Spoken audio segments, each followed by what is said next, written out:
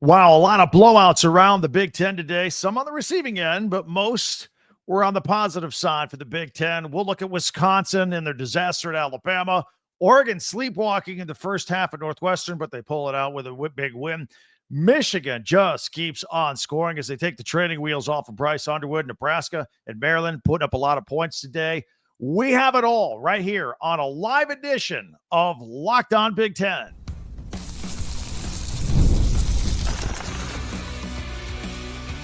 You are Locked On Big Ten, your daily podcast on the Big Ten Conference. Part of the Locked On Podcast Network, your team every day.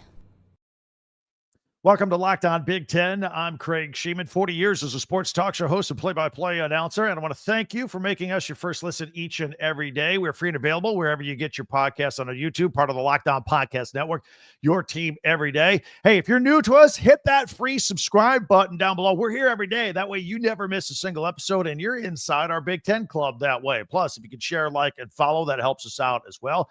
And did you know that you can hype YouTube videos as well? This live episode here on a Saturday with all of our immediate reactions brought to you by Mazda. Just like there's more to every player, more dedication, more attention to detail, there's more to a Mazda vehicle. Stay tuned later in the episode for highlights in this week's Moving the Game Forward Mazda Move and Be Moved. So instant reaction from me. The comment section's open. I get instant reaction from you. Let's get it going there as well while you're checking this out. And then if we take a look at the 5 noon early games here on Saturday with all of our thoughts and opinions on that, we'll preview the mid-afternoon and evening games getting ready to start around the Big Ten. And our first look ahead to week 4 coming up here during our live edition. So let's start it off with Wisconsin at Alabama. Look, the question going into this game was Wisconsin. They didn't have any offense this year. Billy Edwards Jr. was hurt, of course, and Danny O'Neal was the quarterback.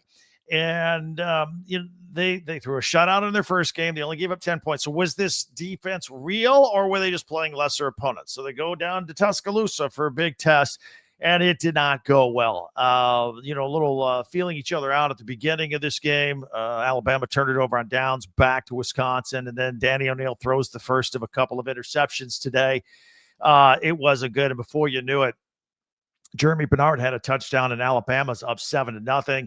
Then Wisconsin, I thought their defense kind of stepped up a little bit there. They got a sack from Christian Alliagro, but that was followed by a roughing the passer. That kind of stalled there. And then Ty Simpson, who's just been as accurate as can be, was just picking and threading away. Jeremy Bernard with the 43-yard touchdown. And like that, it's 14-0. And it kind of felt like it was over. Wisconsin is down to its third-string center. And still, I thought they started moving the ball again. But that drive, they punt down to the 2, and what does Alabama do? They put together a 98-play drive before the half, and it was just more Ty Simpson. He just kept going. There was a nice play by Wisconsin later on. Danny O'Neal found Jaden Ballard, the Ohio State transfer, for a 41-yard touchdown, but that was all she wrote. 38-14, that's a wrap. That's a gauge as to where Wisconsin is right now. Meanwhile, I thought the more interesting story of the day was Oregon at Northwestern. And I talked about our Pigskin Picks. I said, look, they're a 28.5-point favorite for this game. And they were a 28.5-point favorite taking on Oklahoma State last week, and they won by 66 points. I thought they were going to cover that number. They didn't cover. I said the reason that this line was funny to me was, first of all, the atmosphere at Northwestern. They're in that new little field that they made with the bleachers, like 12,000 seats on the shores of Lake Michigan while their stadium is being built. It had a bit of a high school vibe, lower energy, I thought, at the beginning of the game. And the game kicked off at 9 o'clock Oregon time, the body clock. Would Oregon come out and sleepwalk? And I think they did. What about you? I always get a lot of comments from Oregon fans. I thought the Ducks slept through the first half a little bit, and they finally got it going. And, Bryce Betcher had an interception for the Ducks that really helped in the first half. And, we're in the second quarter, and it's just 10-0. I'm like, what's going on here? And Dante Moore, I thought, made some really nice throws on the day, except for that late interception down to the 2-yard line. I thought he was pretty good. We were able to go through the bench of the Ducks, a lot of different players out there running the ball. And finally, they started to look a little bit more like what I expected in that ball game. And it was 31-0 right through 3 quarters. I thought, okay, that was good. Jerry Mixon had an interception as well. And I thought that'd be a wrap. But then Northwestern scored a couple of touchdowns. So the Ducks don't cover, if that's important to you. But they won 34-14. Right now, in all the day games, they looked like I don't know. We got some other things to talk about here, but I thought Oregon looked like Oregon at times, but they didn't look like Oregon for 4 quarters, if that makes any sense. Ducks fans, hit me up with the comments. I want to hear on that. Meanwhile, Michigan hosting Central Michigan. Remember, Biff Poggi is the interim head coach because Sherrone Moore is starting his self-imposed 2-game suspension. Now, my whole thing with Bryce Underwood has been, let's take the training wheels off. Let's let him run the ball a little bit. Let's let him air it out a little bit. I mean, they were really keeping things simple with him as he was trying. I know he's an 18-year-old freshman. I know the Oklahoma game was in and of itself. Look, Oklahoma's really good. The defensive ends did a great job of bottling him up all day. So I thought against Central Michigan, they let it rip a little bit, and they did. Bryce Underwood got him going on that first drive. Nice 10-play, 75-yard drive to get on the scoreboard. Found Donovan McCulley on that drive for 16-yarder, and Underwood also had a big run on that drive. So I'm thinking, okay, we're getting to see what we want to see. He had the 32-yard pass to Samaj Morgan. That was good. He and Samaj Morgan also hooked up on a 21-yard pass play. So we're throwing it downfield. Now it's 14-0. Bryce Underwood had a 28-yard run on the third drive. So they missed the field goal on that drive, by the way. There was the 20-yard touchdown by Bryce Underwood. Andrew Marsh had a 23-yard run. Everybody was running the ball for Michigan. Jordan Marshall got in there before halftime. This thing was out of control early. Justice Hayes had a nice day on the ground. Jasper Parker getting in for a late touchdown in the fourth quarter. By the end of the day, it's 63-3. That's your final. So they took the training wheels off of Bryce Underwood. Now, here's the thing you got to be concerned about. We all wanted the training wheels off of Bryce Underwood to see what he could do because he's a powerful runner and he's got a powerful arm. And keep in mind, we haven't, Mikey Keene had been hurt all spring and all summer. He was brought in there to be the veteran backup. Jake Garcia, Jaden Davis, they question marks behind Underwood. So if you get more aggressive with Underwood and he gets hurt, then you're in trouble. So I see why they're being cautious thus far. But on the day, Underwood threw for 235 yards. But more importantly, he ran 9 times for 114 yards and a couple of touchdowns. And on the day, Michigan ran the ball for 381 yards. Typical Michigan-type offense against Central Michigan. Is 63-3 is the final. Michigan fan, let's hear from you on that as well. Meanwhile, Nebraska took on a team that I think they got in a scheduling hole, canceling games and whatnot. A few years ago, they had to schedule Houston Christian. Should have never played. I mean, it was this kind of score that you would anticipate with that. And it was a lot of Dylan Raiola early on in that game. And I just want to double check right now as we're live here. 2 minutes to go. It's 59-7. So Dylan Raiola in the first half, 15-21, 222 yards. A couple touchdowns on the day. TJ Lateef got some playing time in the second half. A lot of scoring in that game, and cruise control for the Huskers, who now take on Michigan next week, host them for their Big Ten opener. And then there was the Towson at Maryland game, another blowout game. Look, Mike Loxley, it's his alma mater. He schedules them, gives them a nice game here. And that game as well is just about to wrap. It was it's 44-17 with a minute 13 to go as we are sitting here live. If you catch this on a later feed, that game will be a wrap. But I'm very impressed with Malik Washington. Thought he would light it up here. Had some touchdown runs. Had a nice 32-yard touchdown pass to Shalik Knotts to make it 24-0. This kid, we talk a lot about the freshman Bryce Underwood. Malik Washington at Maryland is a kid we need to keep an eye on as well. Lakai Rowland had a 100-yard pick six for Maryland in this game as well. So that's what happened with our 5 early games today, all the noon games. They wound down, and we'll get your comments on it as well in just a moment. I can see your real live time reaction. You get mine as well. So feel free to jump in there for those of you watching live on YouTube. Coming up, we're going to look at the mid-afternoon games. Will Purdue pull off the upset against USC? USC doesn't do well going out east, and the weather looks a little shaky in West Lafayette. That could be a factor as well.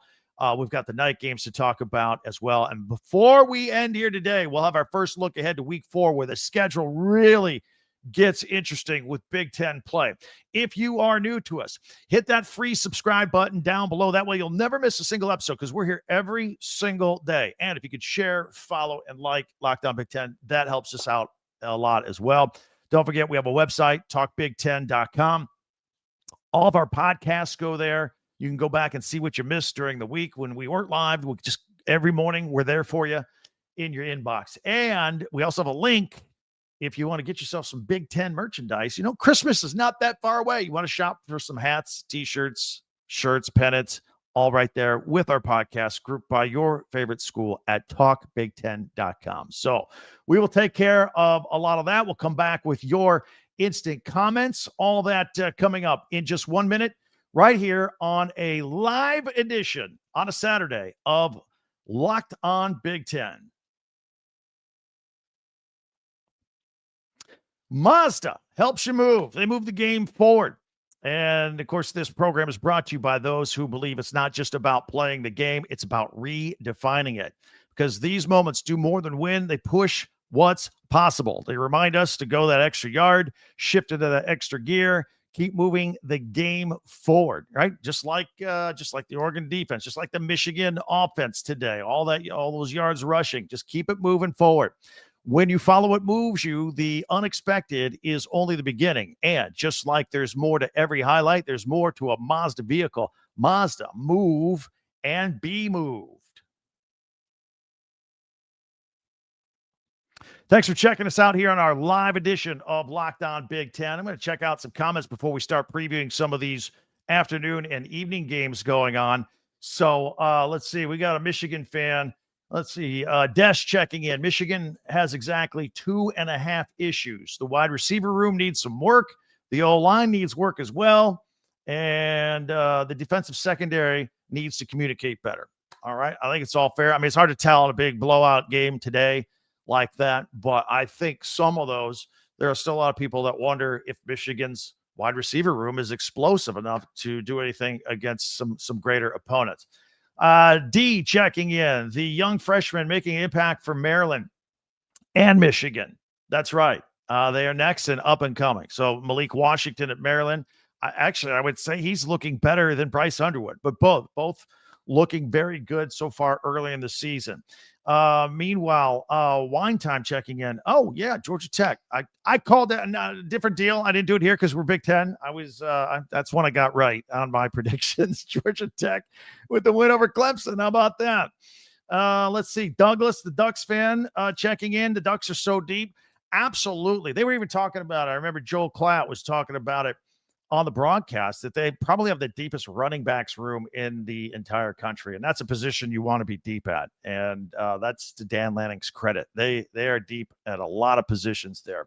All right, let's continue. We're going to take a look at what's going on here this afternoon, just as we speak here on a Saturday afternoon. Don't forget, Villanova is at Penn State, and I'm going to be interested to see how Penn State starts out this game. By the way, it's going on as soon as we're done here. You can check that out on FS1. Like, for example, the game against FIU last week, Penn State won. They had the shutout. They won 34-0. But I thought they started out kind of slowly. And same thing. I thought maybe they could have beat Nevada by more than the 46-11. Look, nobody's going to look away from a win. But, you know, we got Penn State's got Oregon coming up around the corner. So they'll play this Villanova game, and then they'll be ready for Big Ten play. The other interesting game, 3:30 on CBS, 3:30 Eastern time, getting ready to kick off here, is USC at Purdue. Purdue's 2-0. They won one game last year. Now, it was against lesser opponents, no question about that. But I am concerned about USC, even though they scored 73 points in their first game. They blew out Georgia Southern. Yeah, but they gave up 20 points and 377 yards to Georgia Southern. I'm concerned that USC is not going to be able to stop Maccabee out of the backfield for Purdue. It looks like it's inclement weather that may hinder the passing game for USC. And I reminded people many, many times this week, anytime USC travels east, or rather, USC travels east, they don't look good. They lost last year at Minnesota. They lost to Michigan. They lost at Maryland, a team that only won 4 games last year. I'm concerned. I would put this one on upset alert. If I'm wrong, I'm wrong. So be it. Trojan fan gets really upset when I say that. And it probably is too early to say that Purdue's got it all together with the new staff and new players, completely new roster with the transfer portal. But if something happens, you heard it, we were talking about it here first. All right. Norfolk State is at Rutgers as well. Rutgers, they're like the offensive juggernaut of the Big Ten. They beat Ohio 34-31. They beat Miami of Ohio 45-17. So 79 points. How many are they going to score today? Keep an eye on Rutgers. Take the over on them today, right? Not playing a team from Ohio for the first time. Youngstown State is at Michigan State. That's getting ready to get going on the Big Ten Network. And I keep comparing the game that Michigan State had last week coming off the Boston College win. That was a, hey, we've grown up a little bit kind of win because they played at Boston College last year. They lost the lead late. Aiden Childs last year had 3 interceptions in that game. This year, last week, he had 4 touchdown passes, ran for another, and had a 2-point conversion. That shows some growth. So Michigan State taking on Youngstown State today. Then there's Ohio at Ohio State as we get into prime time. Finally, a night game at Ohio State. It's on Peacock tonight if you're looking for it. 7 o'clock Eastern, 4 o'clock Pacific. What's the number going to be? They scored 70 against Grambling. Julian Sain played so well in the first half last week that Lincoln Keenholz and Tavian St. Clair both got to get in the game and have some experience. And I think Jeremiah Smith will have a humongous day today. Western Michigan is at Illinois, another primetime game tonight at 7 o'clock on FS1, 4 o'clock Pacific. Coming off that road win against Duke. We talk a lot about Luke Altmaier. Hank Beatty is the guy you need to watch here for Illinois. He's a receiving machine. He's scored on a return already this year. He scored on a run. It's a triple threat. He's a triple threat. Massachusetts is at Iowa under the lights. Kinnick Stadium, 7:30 Eastern, Big Ten Network. Kirk Ferentz, if he gets the win, passes the great Woody Hayes with 206 Big Ten wins. Didn't get to do it last week against Iowa State. They've got injuries too. So injuries at wide receiver, injuries at running back. Addison Stranger, their tight end, Achilles, gone for the year. It's a problem. But I think the biggest problem for the Hawkeyes is their new quarterback that they put all their faith in Mark Gronowski, who has yet to throw for 100 yards in a game. Now, I know Iowa's not going to light it up and start throwing the rock, but I mean, he only threw for 44 yards against an Albany defense. You should be able to light it up against Albany, and he couldn't do it. And then, for those of you who may gamble in some games, Minnesota's at California for your late night West Coast game, maybe to make up your day. That's a 10:30 Eastern, 7:30 Pacific on ESPN. Darius Taylor tweaked his hammy last week, but the running back room is deep for Minnesota, and they had that 66 win over Northwestern State. Also, let's not forget, to continuing our theme of blowouts, we had 2 Big Ten games last night. The Indiana Hoosiers with the 73-0 shutout over Indiana State. Fernando Mendoza, 5 touchdown passes, no interceptions, rushed for a touchdown. Then his brother, who backs him up, who went to school there first, and then his big brother came in, Alberto Mendoza, comes in for 2 touchdowns and no interceptions. So the Mendoza brothers threw for a combined 7 touchdowns and rushed for another. That's got to be some sort of record for brothers in a game.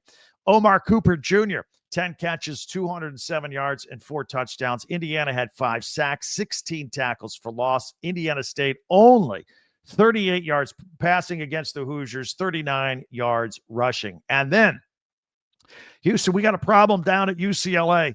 New Mexico beat them 35-10 at the Rose Bowl. UCLA has not led this year. The Bruins gave up 298 yards rushing in this game. It looks like trouble at UCLA. Let's see. Douglas checking in. Is UCLA worse than Oklahoma State?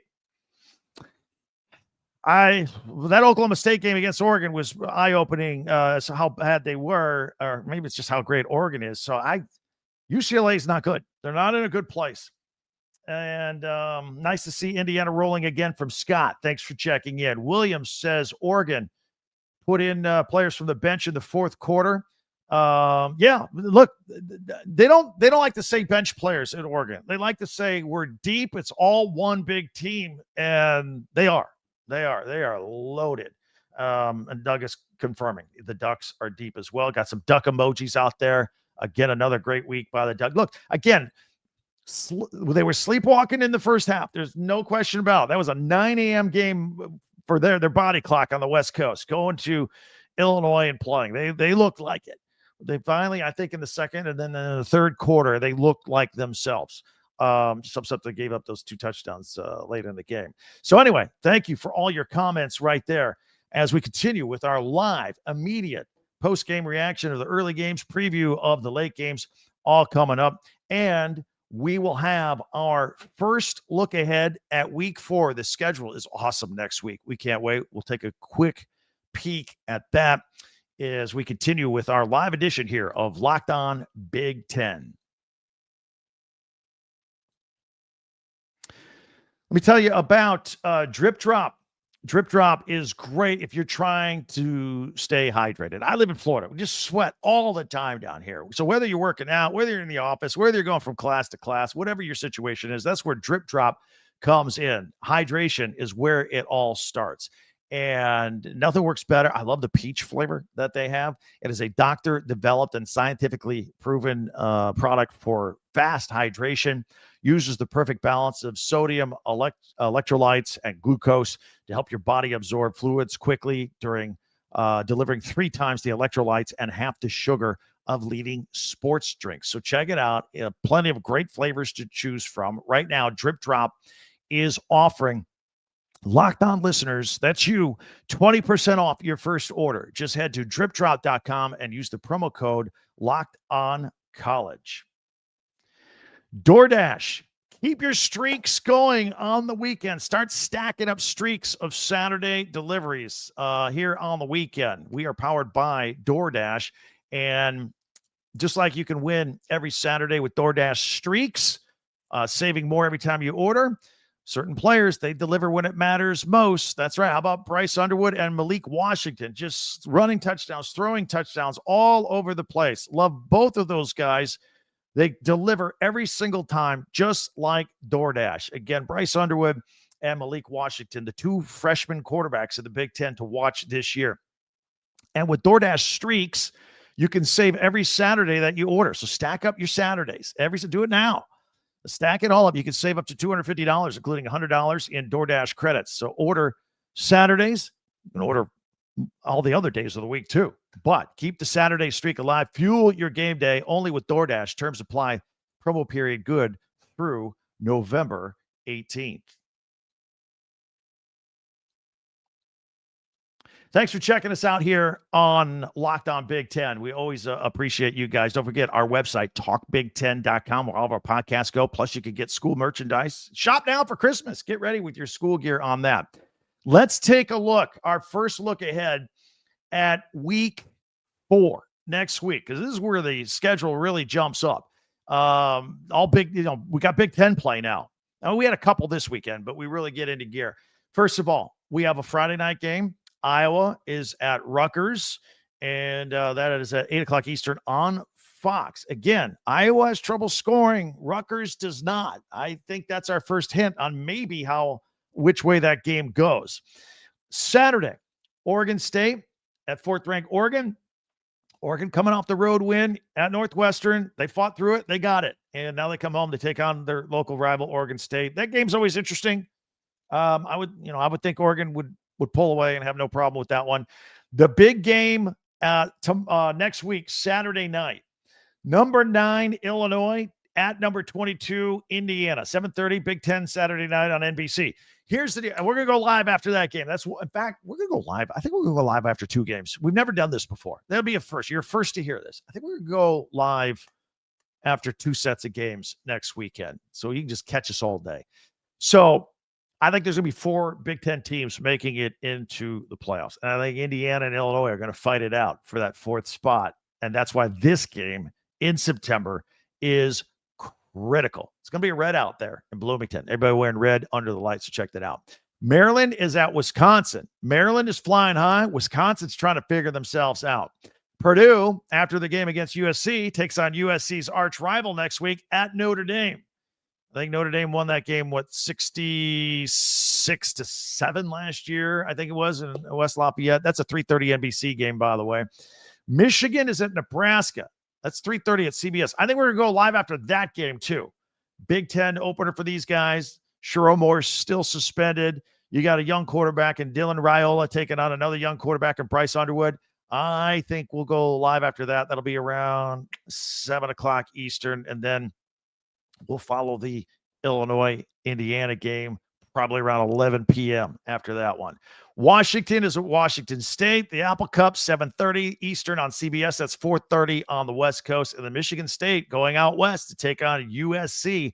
That's 11 p.m. Eastern on Fox, 8 o'clock prime time in Los Angeles. So that is our quick look at week 4. We'll be all over it all week. If you are new to us, we go out every day. Actually, we do multiple podcasts every day and multiple ways for you to consume them. On YouTube with the video or just the audio from that very same podcast, wherever you get your podcasts. If you like audio only, we're on Apple and Spotify or wherever you get your podcasts as well. Don't forget, we have a website at talkbig10.com where all of our podcasts go. You can check out our podcast from this week, previewing this weekend, and kind of get an idea what we're all about. And check out a second listen there. Plus, we have links for your favorite school merchandise right there.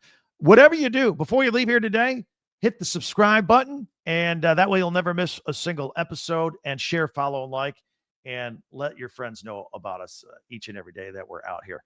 Let's see here. I'm going to squeeze in a couple more comments out the door. Douglas said, I loved how Dante Moore humbly didn't do the pose at postgame. I tuned out right after postgame, so I missed that. Look, they're really talking him up.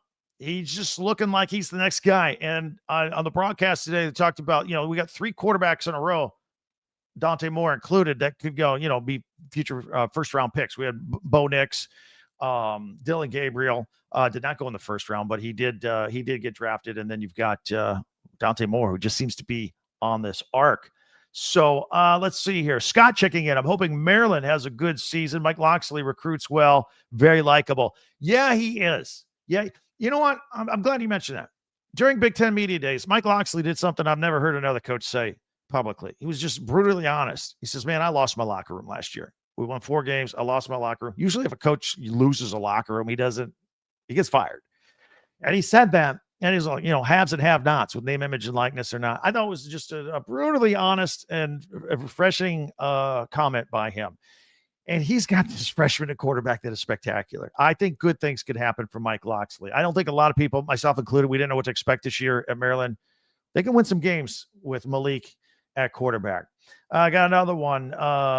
Ducks, baby. Appreciate that. A lot of Ducks fans checking in. People tuning in now late after the games. That's great. Glad to have you here. Oregon did get an impressive win there. They were impressive in that they were sleepwalking in the first half, snapped out of it, got it going there in the third quarter a little bit.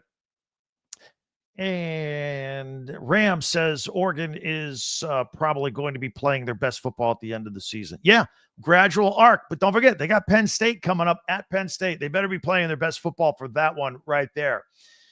And it's good to see Oregon not going on all cylinders, also according to Ram. So, yeah, you think it's a slow buildup, and they'll be playing awesome by the end of the year.